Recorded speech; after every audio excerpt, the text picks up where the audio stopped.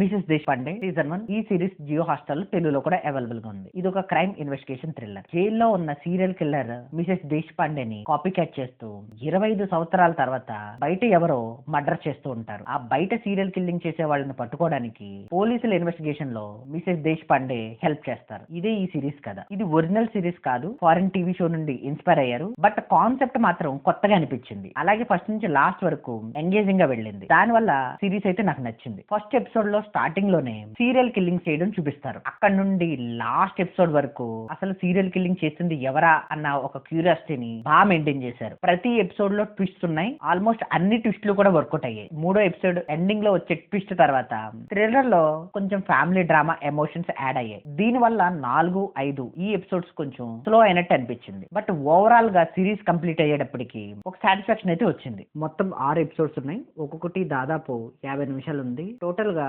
Series 5 hours duration తో ఉంది. Serial killer ని వాళ్ళు చూపించడానికి ఒక ఎపిసోడ్ ముందే మనం గెస్ట్ చేసేస్తాం. సిరీస్ లో కొన్ని లోపాలు కూడా ఉన్నాయి. అసలు మిసెస్ దేశపాండేని ఒక మర్డర్ కేసులో జైల్లో పెడితే 25 సంవత్సరాలు ఎందుకు జైల్లో ఉందామే? అసలు మిసెస్ దేశపాండే హస్బెండ్ గురించి ప్రాపర్ గా కూడా చెప్పలేదు. ఇక అన్అఫీషియల్ గా ఏదో ఇన్వెస్టిగేషన్ కి హెల్ప్ అవుతుందని ఆవిడ బయటికి తీసుకొస్తే ఆవిడ్ని ఎలా అసలు ఎన్కౌంటర్ చేద్దాం అనుకున్నారు? ఆ ప్లానే ఇల్లాజికల్ అనిపించింది. కొన్ని సీన్స్ మనల్ని జస్ట్ డైవర్ట్ చేయడానికి అన్నట్టుగా రాసుకున్నారు. కొన్ని సీన్స్ డైరెక్టర్ కన్వీనియన్స్ కోసం రాసుకున్నట్టుగా కూడా ఉన్నాయి. మాధురి దీక్షిత్ గారు మిసెస్ దేశపాండే క్యారెక్టర్ లో చాలా బాగా చేశారు. అసలు ఆవిడ ఏం చేయబోతుంది, ఏం చేస్తుంది అన్న ఒక క్యూరియాసిటీని, ఒక టెన్షన్ ని బాగా బిల్డ్ చేశారు. ముఖ్యంగా మొదటి 3 ఎపిసోడ్స్ లో ఆ బ్యాక్ డ్రాప్ స్టోరీలో మాధురి దీక్షిత్ గారిని కూడా ఆ ఏజ్ డిఫరెన్స్ ని బాగా చూపించారు అనిపించింది. మొదటి సీరియల్ కిల్లర్ ని చూసి ఈయన సీరియల్ కిల్లర్ ఏంటి అనుకున్నా, కానీ ఒక ఇన్నోసెంట్ సీరియల్ కిల్లర్ గా బాగా చేశాడు అతను. మిగిలిన ఆర్టిస్టుల పెర్ఫార్మెన్స్ కూడా బాగుంది. టెక్నికల్ గా కూడా ఈ సిరీస్ బాగుంది.